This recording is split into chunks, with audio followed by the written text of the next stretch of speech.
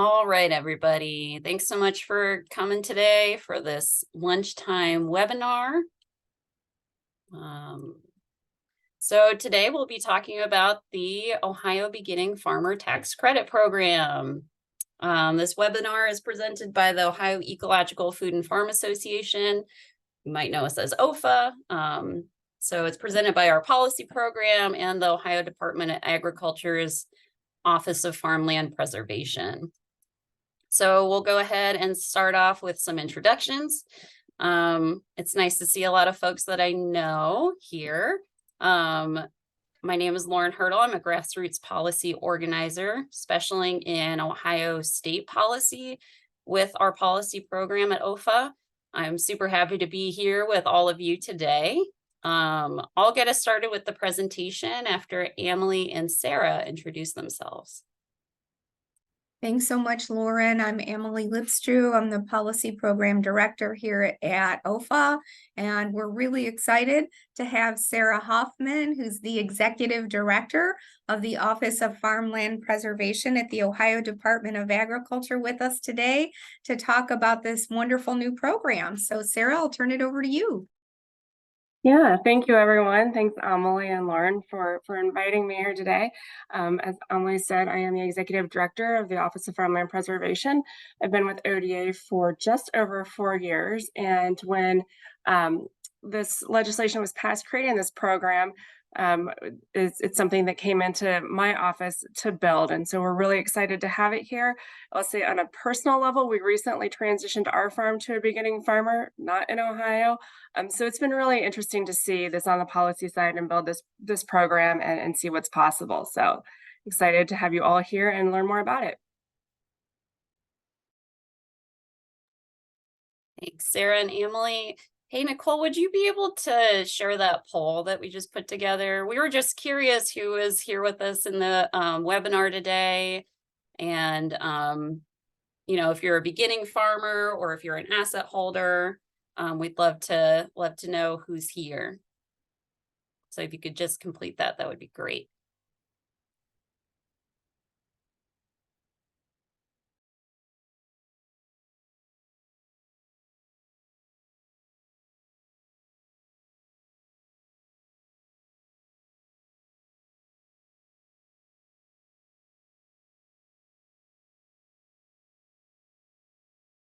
Looks like we got a lot of farmers looking for farmland and a lot of others, which I'm imagining you're interested in learning about the program, getting a better idea of what it is, how it came about, and that's what we're gonna, cover in this webinar today. So I'll go ahead and share the results with everyone. And Nicole, you can go to the next slide. So for our talk today, here's the quick agenda. I'll get things kicked off by talking about the realities of land access and farmland loss in Ohio. Amalie will discuss HB 95, better known as the Family Farm Regeneration Act, which is the bill that led to the creation of the Beginning Farmer Tax Credit Program here in Ohio. She'll also talk a little bit about similar programs in other states that helped guide the formation of Ohio's program.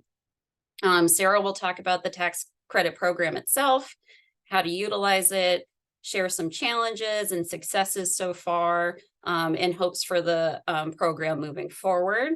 And then we'll have Tim. I see Tim here on the call. Tim's a participant in OSU's Farm On program. He'll share just a bit about his beginning farmer journey and his intent to utilize the tax credit program. Don't be pressured, Tim. You can just say a little bit, but we're happy to have you here. Finally, we'll open up for questions. So please feel free to put your questions in the chat whenever they come to mind. And our wonderful colleague, Nicole, will keep track of them and we'll address them near the end of the presentation. And the next slide, please. So I think a lot of folks here probably know the statistic or similar ones, but between 2001 and 2016, Ohio lost over 300,000 acres of agricultural land to development. Obviously, since then, there's there's only been more loss to development. And this is like a shift in our landscape that we can see happening every day. We hear about it. And nationally, 100 million acres of land will change hands in the next few years, putting even more farmland at risk. It's important to acknowledge that Ohio has a lot of tools in place to slow down this land conversion, including the Clean Ohio Local Agricultural Easement Purchase Program, agricultural security areas, agricultural districts, and current agricultural use valuation program, or better known as CAUV, and now the Beginning Farmer Tax Credit Program. And while these programs are really great, they're no silver bullet. And Ohio really needs to continue to encourage communities to develop comprehensive plans, identify policies to protect our agricultural resources. And as a policy organizer, I have to say that our state leaders need to continue to incentivize land transfer between farmers, to help beginning farmers access farmland, and in reality, address the rising land prices and farm consolidation issues across Ohio. And then this next slide also has a statistic, which I'm sure is not a surprise to a lot of folks here. But access to, and especially like secure tenure on affordable and high quality farmland is the #1 challenge beginning farmers face. At the same time, as mentioned on the previous slide, millions of acres of farmland are lost to development or are changing hands as older farmers retire. And there's a sort of silver lining to this. And, the good news is that the next generation of farmers, many of which are here right now, are excited about entering into a career in agriculture. And another fun statistic is that Ohio ranks 6th in the nation in the number of beginning farmers. And I think we can all really agree that we need to be sure that these farmers like yourselves, have a secure land base if we want to, continue to enjoy food security and economic development benefits of the agriculture we have in Ohio.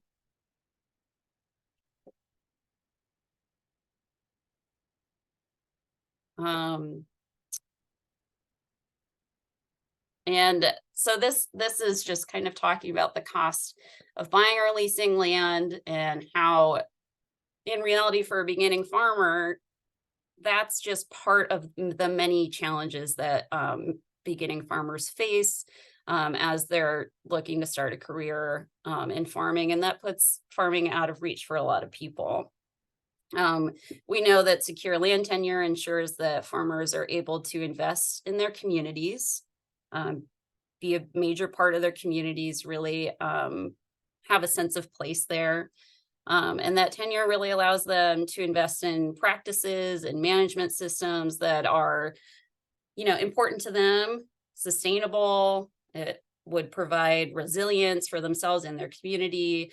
And overall, we talked about this a lot at OEFFA, is strengthening the vitality of our food system. And as a side note, but a really important note, I want to acknowledge that farmers of color in particular have been historically disenfranchised from accessing farmland across our entire country. You can go to the next slide, Nicole, thank you. And as the age of farmers increases, again, this is something that we're all pretty aware of, transferring the ownership and the management from a family business to the next generation will become one of the most important issues family farmers will face or are facing. We shouldn't really talk about it as the future. It's our current, it's our present. And while many farmers would really like to see their legacy passed on to the next generation within their family, lots of folks hold off on planning transitions of their businesses, of their farms, for lots of reasons. Folks say that there's not enough time to discuss these issues, these matters. Maybe they're too busy, maybe it's too stressful, or really if planning does occur, the senior generation might draft a will at bare minimum describing what would happen with the farm, with the land, with the farm assets, and that would be directly most often to their heirs. And I just really want to drive home that transition needs to be rethought and restructured into a new relationship. And that's something like with the beginning farmer tax credit program. It can be a relationship between the farm, the land, the asset owner, and like an eager beginning farmer. So that was all pretty quick. But I just really wanted to set the stage of what the realities are in Ohio around land access and farmland loss and land transition. And I'm going to pass it over to Amalie, and she'll share a bit of background on how the Ohio Beginning Farmer Tax Credit came about in Ohio with a lot of grassroots efforts, many of which were driven by Amalie herself. So Amalie, you can take it away.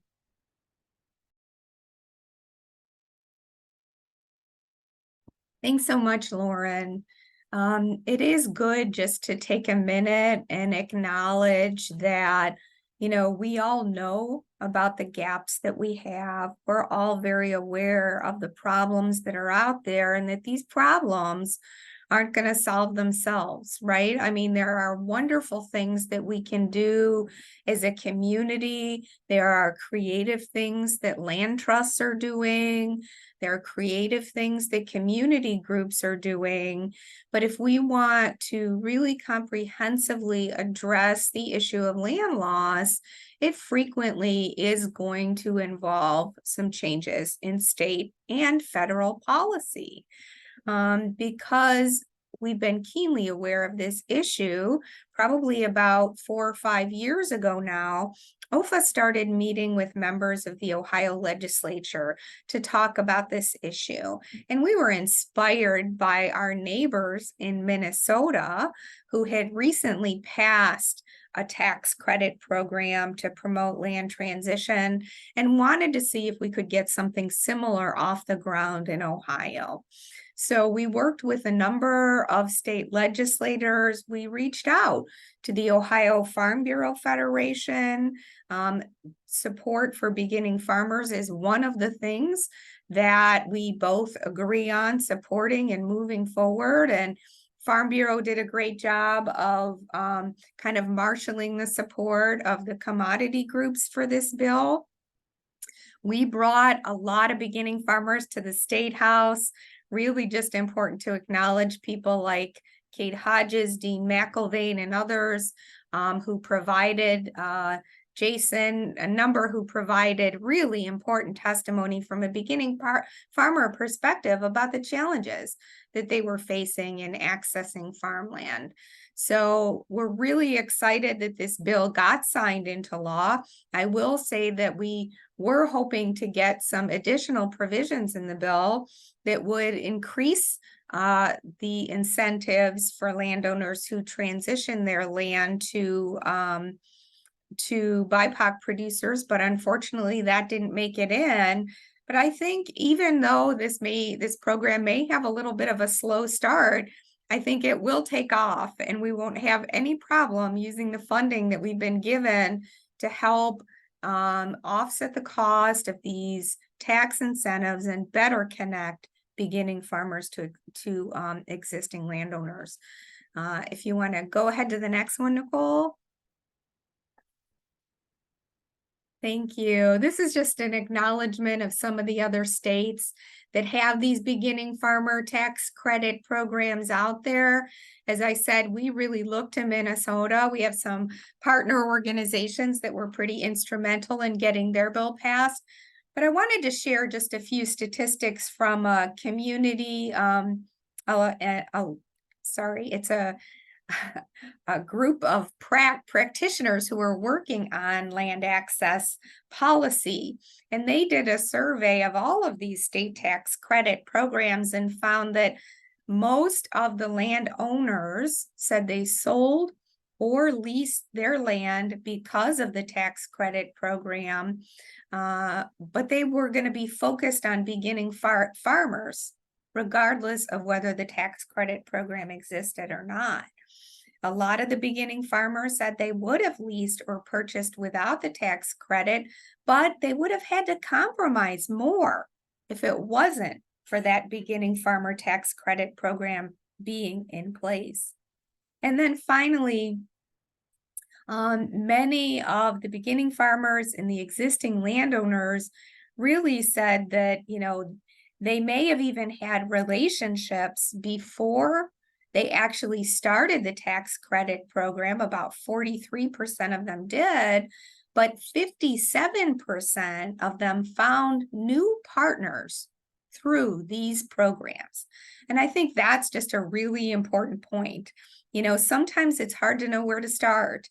And programs like this, while there are modest incentives for landowners and land seekers, the biggest benefit that I see is that it's a wonderful opportunity for people to connect, to either establish or deepen those relationships that result in successful land transfer. So I will turn it over to Sarah to talk more about the program. All right, thank you, everyone. So I don't have control over the slides. I'll have you just go to the next one. All right. So what is the Ohio Beginning Farmer Tax Credit Program? And this is something that's interesting. I'm from Iowa, and I did not know that we had something like that. So when we were transitioning our farm, we had no clue that this was an opportunity. Now, again, it worked out well. We ended up transitioning to a beginning farmer, and that's something that, just getting a little bit of personal background here, we did not plan before my dad died. He did not have those conversations. And I think because they're difficult conversations to have when you're talking about succession planning, especially the acknowledgement that maybe you're finally going to transition out of the family. So it was rewarding to be able to do this, even though, again, we were not aware of the tax credit that was available, but it's more, we talk about what is the program, and I want to say that it's more than what's just in the title. It's more than just a tax credit for your beginning farmer and for your established farmer. I want to emphasize that it's a bridge, right, that you're seeing in this slide. It is a way to connect those, we'll call them mentoring farmers even, to somebody who's new and who wants to get involved. And as we know, it's increasingly more difficult for beginning farmers to break into this industry for a host of reasons. And so this is more than just a tax credit. It's about establishing those relationships. We're gonna go to the next slide. Okay, so starting off, what is the definition of a beginning farmer? This is all in statute. This information here, especially for those of you who are wondering if you qualify, it's in statute, it's on our website, it's on the application that a prospective beginning farmer is going to complete. So I'm not going to go into great detail reading from a PowerPoint, but I do want to make sure that you understand that you have to answer all of these in the affirmative. I will point out that the $800,000 net worth in the statute, that's your net worth $800,000 in 2021 and adjusted for inflation every year after. So be thinking about that if you're going to be completing the application and you're meeting with your accountant and you're figuring out what your net worth is. Adequate farming experience. We've only certified one beginning farmer so far, but we've had some incomplete applications come in. And what we see is a lot of kind of somebody grew up on the family farm or they helped on the cousin's farm, and that's okay. We like to see that, but 10 years or less of experience, you don't have to grow up on the family farm. But what we do want to see is that a prospective beginning farmer has really put some time and effort into their plan to farm as a business. And you'll see in the application, we're asking for projected earning statements in a business plan, and you don't need to put a whole huge dissertation of a business plan as part of your application, but do have some thought and planning, because this is a business that you're going into. All right, so go to the next slide, please. Okay, so qualifying assets. We talk a lot about so far land. Everybody thinks that the land is the main thing that is being incentivized to transfer. But it also includes livestock, facilities, buildings, machinery, any kind of asset that you're going to be needing to farm. Notice on the land, it has to be 10 acres or at least 10 acres or producing sufficient income for farming.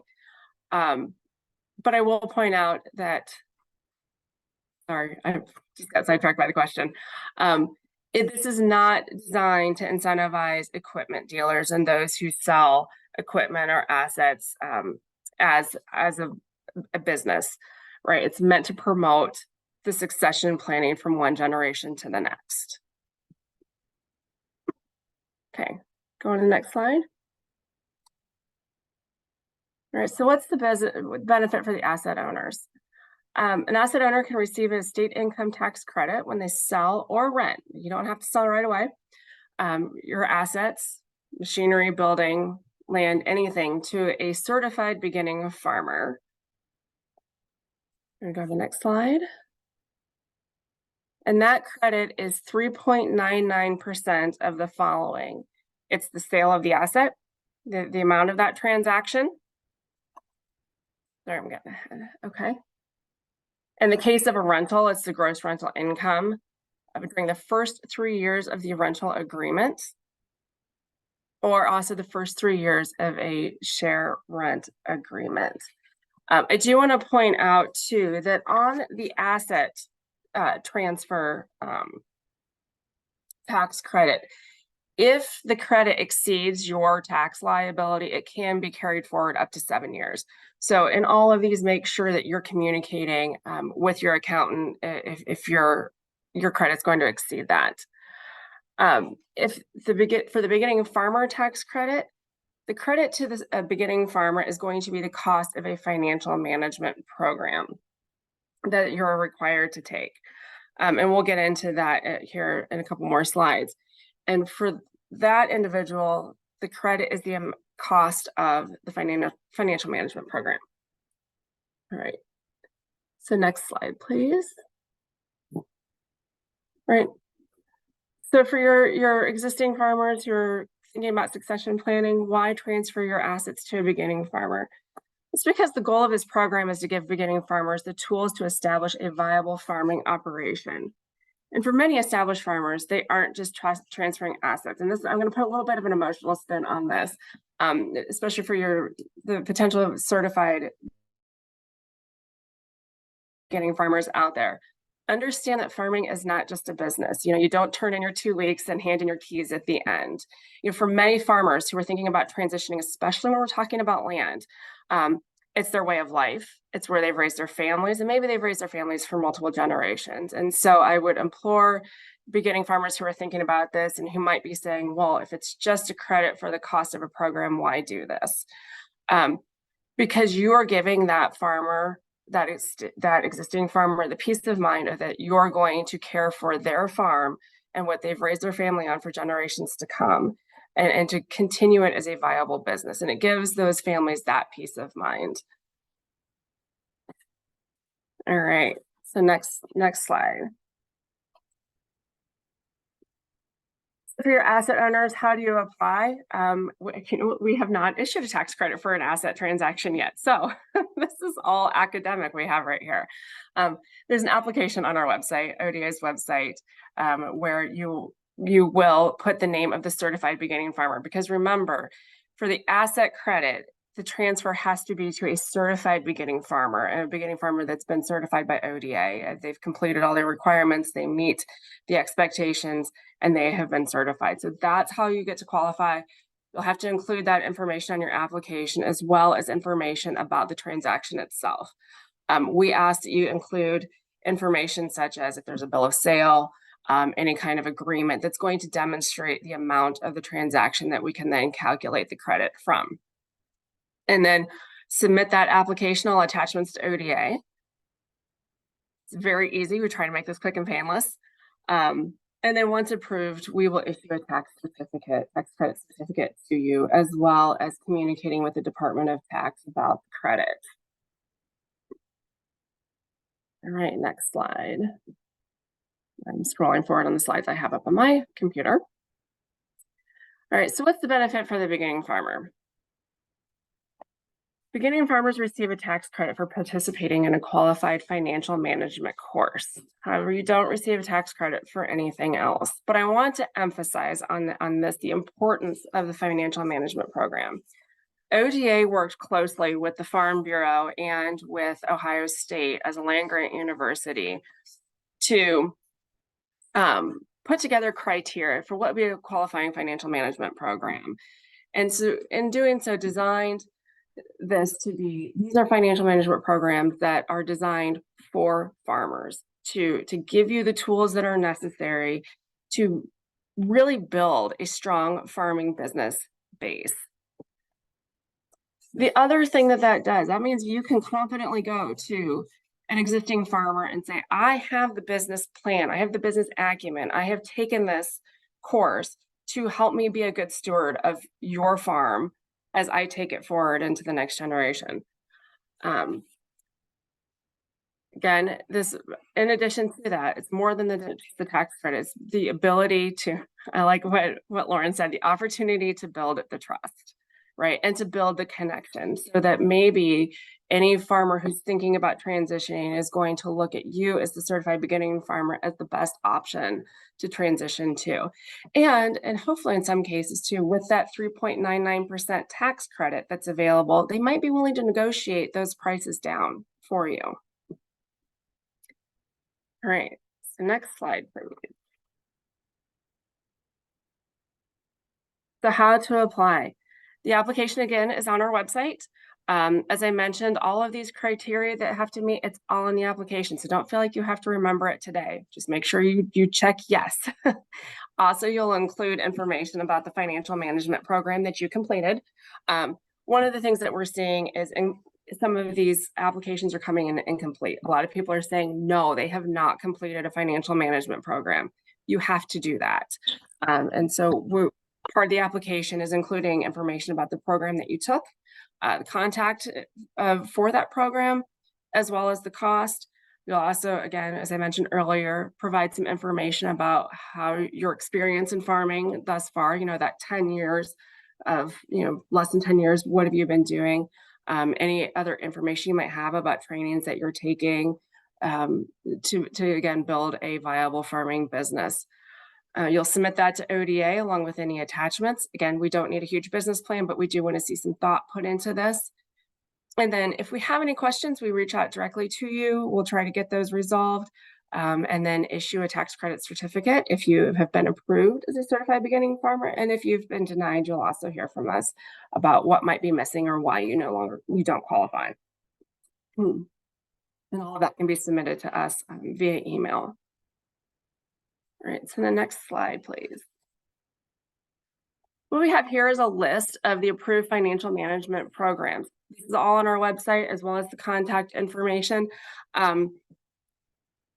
We really, since this launched January 1st, we issued an RFP prior to then for kind of independent, more for-profit programs. And we'll issue an RFP probably in about 2 or 3 years for those entities. However, the higher education institutes are welcome to submit their program information to us on a rolling basis. And so we do have one in another community college that's being considered right now. If you are a beginning farmer who is participating in FSA's Beginning Farmer Loan Program, the courses, the programs that you take for that also qualify for this program. The programs vary. They vary in time. They vary in content, but we're really looking for those basic principles of establishing a farm business. Some are offered online, some might be offered in person only. So I would encourage you, if you're interested, to reach out to any one of these and get more detail about their specific program. Okay, next slide. All right, 9 months later, successes and challenges and things we're looking forward to. As I mentioned earlier, we just certified our first beginning farmer last week. And so it's been a little bit slow. One of the things, and what we don't have tabs on at ODA are how many folks are enrolled in each of these programs. And these programs, we're looking at about 20 to 30 hours of coursework. So, it's been a little bit slow to take off on that side, presumably because everybody's, taking the course and doing their homework and really putting together their plan.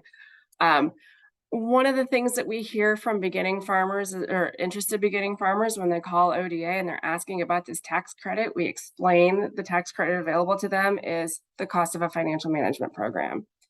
And the response back to us is, oh, that's it? That's all I get? And so we want to take these opportunities when we're talking with folks or we're doing webinars like this to emphasize that it is not just the tax credit. It's the access. It's the relationships we hope you'll build. It's the opportunity to have a course that you're going to get a tax credit for, assuming you meet all the other qualifications as a beginning farmer, that's going to give you those tools that you need to build a viable long-term business. And I can't emphasize the importance of that enough because, again, as we know, farming isn't just something you wake up one day and decide I'm going to go do. It is a very, very tough lifestyle. It's a tough business.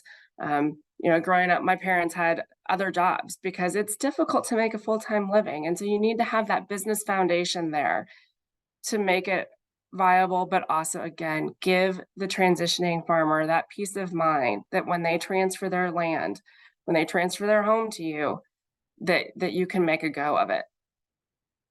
And so looking forward, I know that several of these programs have a number of people enrolled.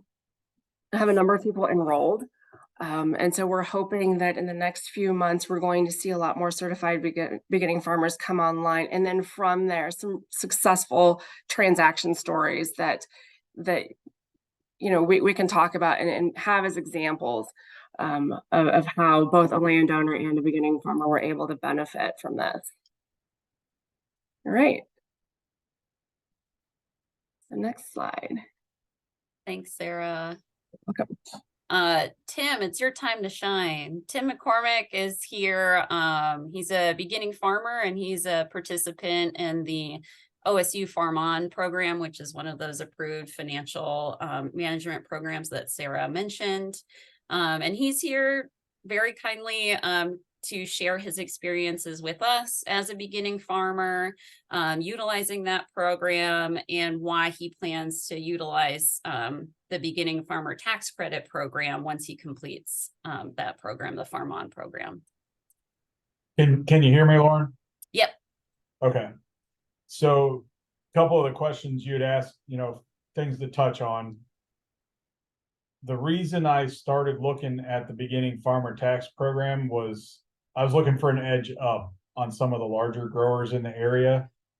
It's not high on everybody's list to rent to a new person or to a young person or a small person. So it kind of was looking for an incentive from them, from their standpoint, because honest truth, I didn't know that I got anything back from that program short of what was going to the landowner until today. That's something I learned today. I chose the Farm On program from Ohio State to do that financial management one, because I've been a Buckeye, since day one, but it's a self-paced course that they give you 6 months to complete. So working full time and farming not farming full time, but farming on the side kind of limits the time I have to sit in a classroom or even on a webinar and do all this stuff. So self-paced was something I was looking for. They give you 6 months to complete it. It costs $300, and I'm about halfway through it, roughly halfway through it, and it's a lot of information, but at the same time, it's good information and good things to know. We've started out with just kind of basic terms, on how things are working, and now we're working on balance sheets and that kind of stuff. So there's a lot of good information in that program. I guess, what else do you want to know? Well, I thought you had a great story, Tim. So maybe you could share a little bit about your farming background and, why you want to build your farm business and what, or kind of how your life's going to change, if you're able to purchase some land through the sort of program. Okay. So I went to college. I have a bachelor's of science from Ohio State with crop science degree. So I've been doing I work for the local cooperative. I've been doing that for 15 years now, running a fertilizer plant for them. I've always farmed on the side with my family. Up here, I'm from Northeast Ohio, Trumbull County. The family farm, we're still milking cows. We milk 120 cows, and we're looking to expand. And I think the easiest way to do that is for me to do some of that on my own so we can capitalize on tax credits like this. And when the time comes to transition over ownership there too, we're in a better financial state, or a better prepared for to take on the business. Because that's one thing I wish I would have taken in college, was business classes. Because I can learn all the crop stuff out of school. It's the business stuff that nobody sits down and makes you learn. So it was a good opportunity either way, even without the tax credit, to learn this kind of stuff. But yeah, we're planning on. I'm actually working with a landowner right now, starting the groundwork on, as soon as I get approved as a new farmer, beginning farmer, to potentially try and transition and buy some ground, which is an exciting opportunity for somebody my age. But yeah, the plan is keep growing and eventually, hopefully, farm full time. But until that point, we got to do what we got to do. Thanks so much, Tim. Yeah, I hope that for you too. I want to see you farming full time. And Yeah, me too. That's super exciting to hear. And I think Sarah's probably excited too, to hear about, your application probably coming in and you building that relationship with that landowner. Well, mine might have been one of those that was a no when it came to the financial, because I didn't really understand a whole lot about the program when it first come out. So I submitted the application, just one of those, I assumed that was always the first step, but apparently it was not. So I'm working on the the first step after the second step, and we'll get it now. And I'm going to hold you to that. Okay.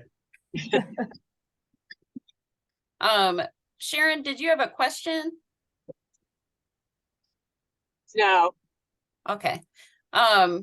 I did want to share another story from Todd. Todd's also in the Farm On program, and he wasn't able to end up coming today, but he did share with me some information. He actually was able to, with his family a few years ago, purchase some land, and he's looking to expand his farm through this program. He's really excited about those opportunities to build those bridges, like Sarah was talking about, those really wonderful connections that you can make in this sort of transfer relationship. And something he asked me when we were talking last week, he said, well, what's another benefit beyond what's listed on the website, beyond the tax credit? And that's what I said. I said those relationships are super key. As like, I've heard that we're getting more applications from beginning farmers, and there's less understanding of the program from asset holders and landowners. And I was like, well, the more landowners you connect with, you share with them about, share the program with them, the more folks will be interested, willing to participate, maybe take some of that burden off of that transition process. So that was something I relayed to him that was really exciting, and he was excited to kind of take that on as his task as a beginning farmer, was to share with those landowners in his community. And we also talked about the importance of maybe not consolidating all the acreage in a town, and maybe having smaller farms owning some property and farming on those properties, and adding some diversity within our agricultural landscapes was something we talked about as well. So I'll shut up for a minute, and we can go on to the next slide, which is questions. And Elizabeth, I know you had a question, so we'll address that here soon. If folks want to put some more questions into the chat that have come up after hearing me, Sarah, Amalie speak, and Tim, if you have questions for Tim. I saw that Eric Riker is now on the call. Eric, maybe I'm wrong. I thought I saw him. Anyway, he administers the Farm On program. So we can, and I think Nicole had some questions as well. But Nicole, would you mind reading Elizabeth's question? Yes, and I know Emily might have answered some of it in the chat, but to open it up more, Elizabeth is wondering if there is a minimum requirements list available for said business plans on the application. There is not. We just want to see something, right? What are you planning to do? You know, I will say we're kind of learning as we go on this application about what amount of information we're going to require. And, you know, we just need to see something. But again, we don't need a ton, but also don't put in there, I have no idea. That's what we ask.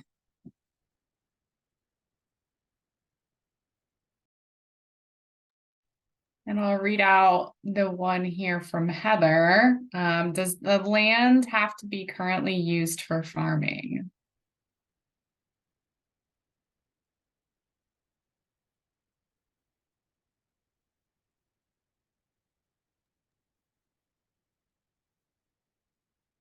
Heather, are you asking like if the land's fallow, or you can come off mute if you'd rather to elaborate a little bit. Yeah, so my question is just with overall land availability out there, if there is acreage that is zoned for farming but not currently in farm use, would that still be eligible? Just because with the buying market, it would, you know, clearly make us a much more beneficial candidate, or, you know, as far in terms of negotiating land capture would be.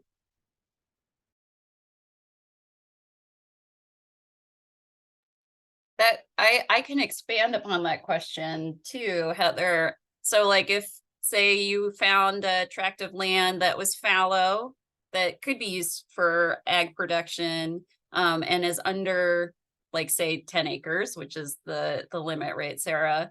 So where would that fall in? So like if it's not making, you know, that 2,500 and it's less than that 10,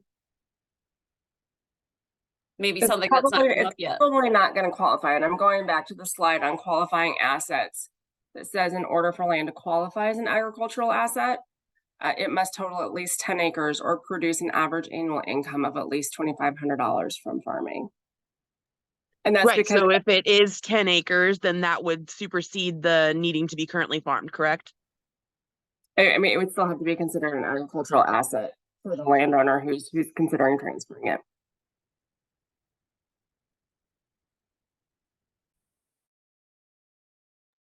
Would there be, I don't mean to overcomplicate this, Sarah, but would there be an opportunity to propose that it could make 2,500, you know, that limit, versus it currently making that? So like if it was a fallow property, you could say, well, if we planted this or that on it right now, it could potentially make that money. Mm-hmm. I mean, if you're asking from a beginning farmer standpoint, Mm-hmm. they're only getting the tax credit for the cost of the program. I think that's going to be a question for the asset transfer. Right. Can they qualify that as an agricultural asset when they go to their accountant and say, is this, you know, can I get a tax credit for that? So, I mean, I hate to sound vague because I truly don't know the answer to that of how else you would consider an agricultural asset. That is, I mean, that's just a threshold that we're dealing with. Mm-hmm. Yeah, it also might be one of those things that just hasn't come up yet. I can assure you it has not. we haven't actually issued any credits for this. Yeah.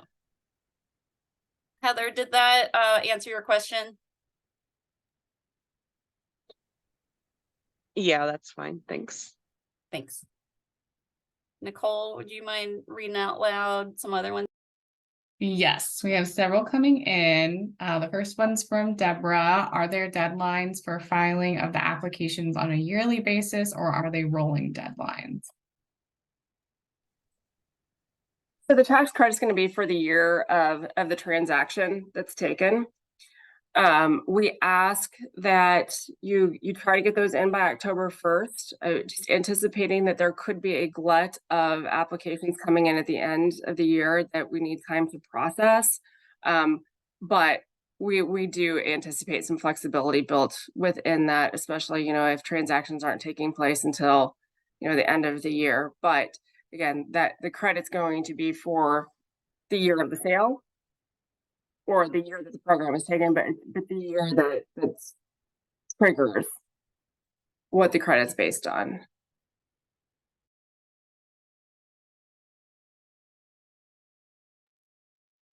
Thanks, Sarah. Our next one, really think this is an interesting question from Shannon. How can entities such as land trusts help connect farmers? We often know those who are wanting to end farming and want to keep the farm going, but don't know beginning farmers to connect them with.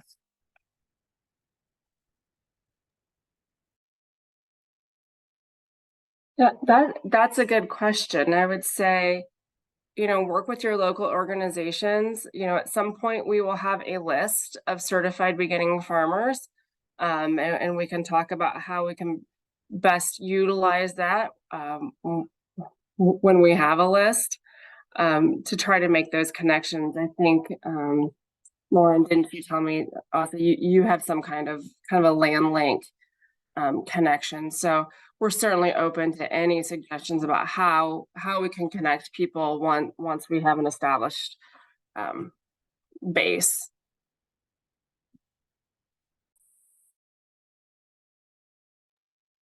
Yep, I put that in the chat for folks to check out. Sorry, go ahead, Nicole. No, I was just going to call out that you did that. So thanks. Next question's from Jara. Sorry if I missed this, but is there a max time that you have to complete the financial course program and then submit the application?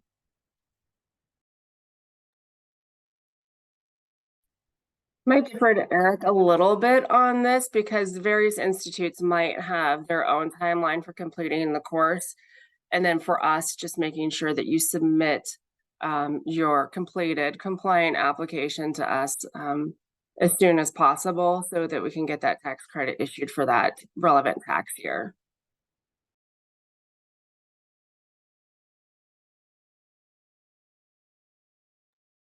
Is there anything you want to add to that, Eric, before we go to the next one?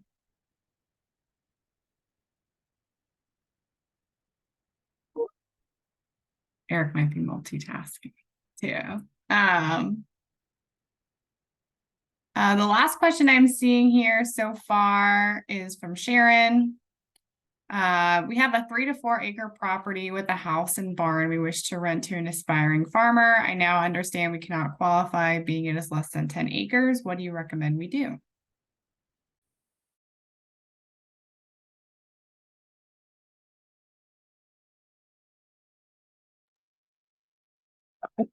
Don't necessarily have a recommendation, but Lauren, you might know of other programs that are available. Amalie, do you know? I think, Sharon, the alternative would be that 2,500, proving that the ag income would be that amount. But I did just put the Heartland Farm link in the chat, which is a program that OEFFA administers to connect folks maybe in your situation who are looking to connect with an aspiring farmer. I'm not sure if you already have a person in mind, but this could be something that we could look to amend the program with in the future. There are options.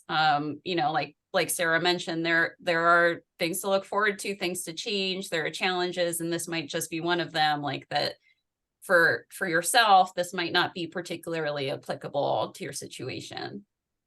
Amalie? Yeah, no, I think that's perfect, Lauren. I think if you are making some money off of the property that would qualify it, and the reason they ask for 10 acres or 2,500 in sales is because that is how farmland qualifies for special use valuation, or the CAUV program, which is kind of a lower tax rate. You have to meet those qualifications. But if you don't meet one of those two qualifications, I think, you know, what Lauren shared already, the HeartLink FarmLink database is a good place to find beginning farmers that are looking for land. And there are so many, and even some that, you know, as Sarah said, may not qualify for the program at ODA, but might be interested in utilizing some of the land that you have. So the farm link can be used then for rental, like for renting out to aspiring farmers also? Because I'm familiar with the farm link, and I guess I didn't even think to go that route.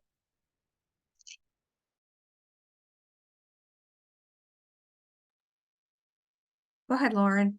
I was gonna say, we can add the contact information for Jara Pettibone, who works on staff at OEFFA. She would be the person to contact about setting up your profile on there, whether you're looking to sell or rent, like you mentioned, and describing what your farm situation is. So she would be able to help you with navigating that that website, probably the best. Okay, I've worked with Jara before. I know her. I'm really familiar with her. She probably Great. knows me too, but Awesome. so that would be good. I'll connect with Jara and see if we could get something done. The property's just sitting there, not being used at the moment. So be helpful to get somebody in there. Yeah, that's awesome, Sharon. Yeah, I'm Thank sure you. Jared would be happy to add your property to the website too. Okay, great. I'll do that. Thank you. Thank you.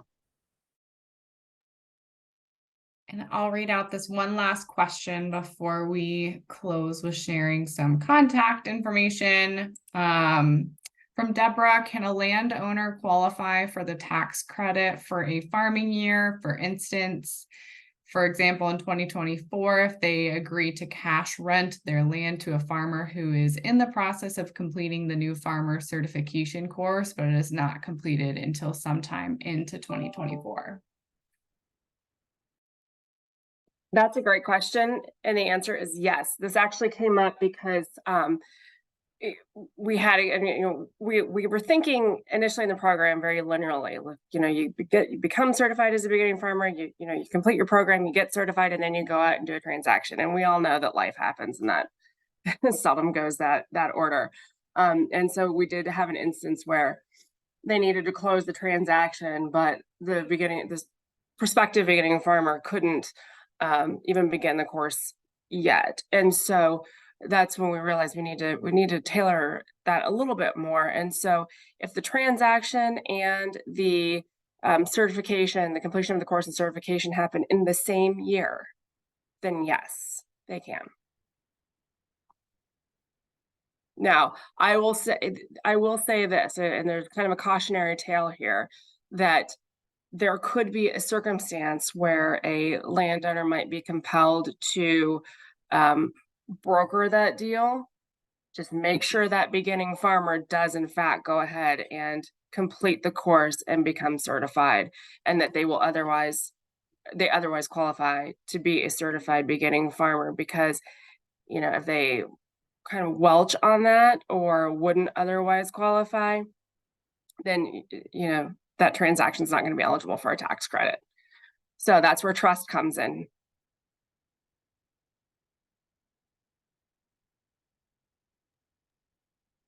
Thanks, Sarah, for handling the bulk of those questions.